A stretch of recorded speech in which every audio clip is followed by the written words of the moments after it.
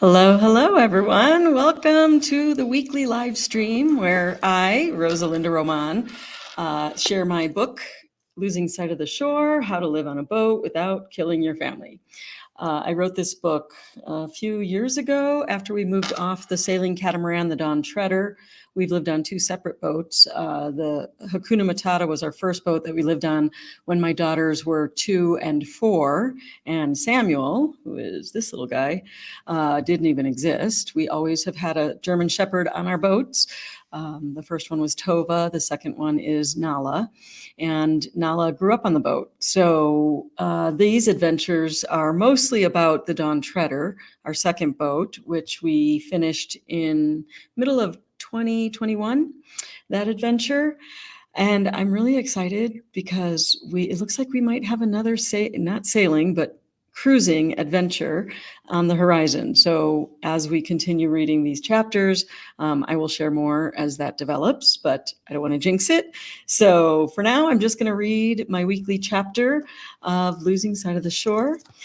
Last week, we talked about Shabbat shots, which I had a lot of fun reading. And this week, the subject is marine toilets, which nobody has fun thinking about ever.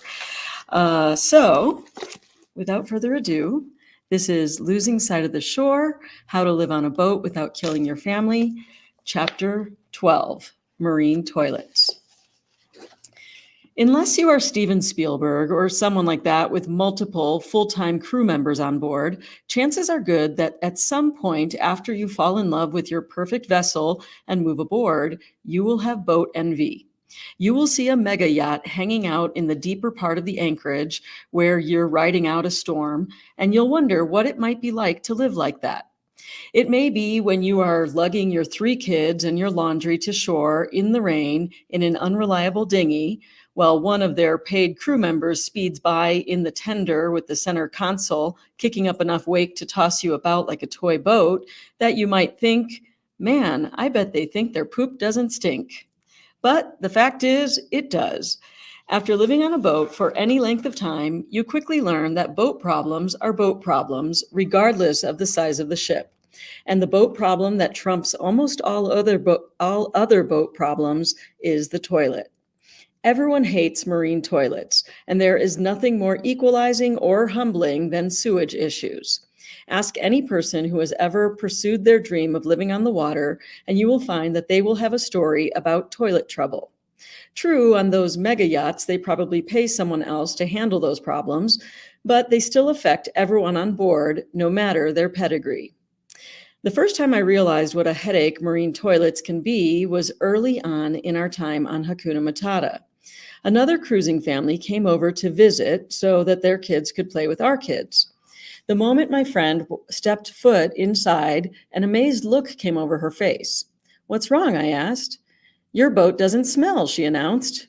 At the time, it struck me as a very strange thing to say, so I asked Nathan why she would say that.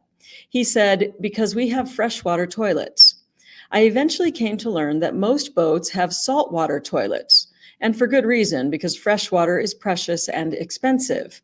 And unfortunately, saltwater toilets smell like decaying sea creatures. The reason for this is that they are filled with decaying sea creatures. On our second boat, the SV Dawn Treader, we had saltwater toilets. No matter how many times we flushed them, they stunk. 2 of the toilets were not too bad, but the third one, the aft port side head to be exact, smelled bad enough that the whole cabin smelled. At various times, that cabin was either the nanny's room or the guest room. Not quite the welcome I had in mind for our guests. We tried everything imaginable to get the smell out, but to no avail. Sadly, I could now appreciate why my friend was surprised by the sweet-smelling Hakuna Matata. But the scoop on poop problems doesn't just lie with the toilets. The whole system is stressful, if you ask me. In the boat's defense, if we had to think about where our sewage went or handle the disposal of it ourselves in a normal house, we would probably think the system stunk pretty badly too.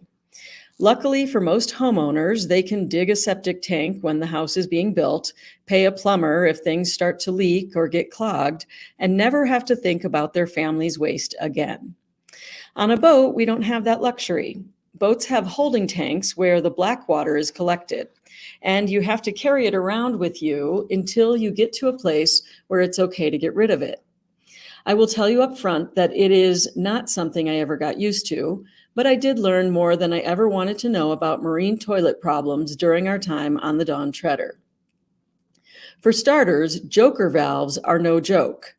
A joker valve is a little rubber piece inside the pipes that helps prevent the flushed sewage from flowing back into the toilet from the holding tank. Unfortunately, they don't last as long as the rest of the system does, I imagine because of the salt water, and eventually they start allowing sewage to flow back in the wrong direction unless they're replaced. Replacing joker valves involves disassembling parts of the toilet and is probably the reason we aren't living on that boat anymore. When your physician engineer husband finds himself up to his elbows in raw sewage at least once a month on the few days he's home from his clinical and corporate jobs, that doesn't bode well for the longevity of your live-aboard adventure. Nathan wasn't the only one who spent way too much time and energy worrying about waste. Generally, the system for collecting sewage on a boat involves toilets and macerators, which liquefy the waste and then send that into holding tanks until it can be disposed of properly. Before living on a boat, I didn't know what proper waste disposal meant, and I was a bit horrified to learn the truth. When you are in U.S. waters, how you handle the sewage on your boat is regulated jointly by the Environmental Protection Agency, or EPA, and the U.S. Coast Guard. The law, according to Wikipedia at least, is as follows.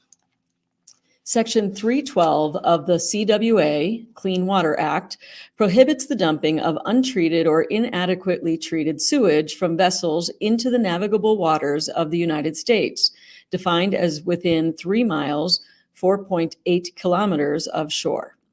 In other words, you can't dump your sewage in the water unless you are 3 miles offshore, which means you can dump your sewage in the ocean if you are far enough out.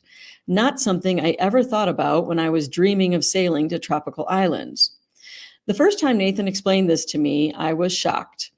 So we just dump poop in the ocean, the same ocean we swim in. Back then, I thought this was quite disturbing. I imagined our kids swimming in sewage. But ever the engineer, Nathan helped me to understand about the principle of dilution. Dilution is the solution is a mantra I have heard many times from other boaters when discussing waste management in the years since. The idea being that if you have enough water, you can dilute the waste to a point that is no longer gross and poses no threat to anyone. I now know there are plenty of people who disagree with this, especially if you're talking about large cruise ships or chemical manufacturing plants. But this put my mind at ease a bit since the ocean is certainly enough water to dilute the contents of our holding tanks at least. We would either get a pump out at a marina, a process where the deckhand would bring a machine with hoses onto your boat to suck out the sewage, or wait until we were more than 3 miles offshore before dumping our tanks, so waste disposal wasn't a major problem, except for that one time.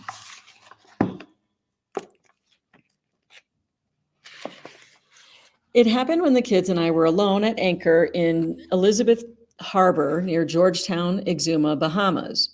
Nathan had an extended trip back to the U.S. for work, and a number of storm systems prevented our usual offshore passages on the way to Georgetown. Instead of sailing in the Atlantic Ocean outside the islands to get there, we picked our way along the shallower inside route and tucked into protected anchorages along the way.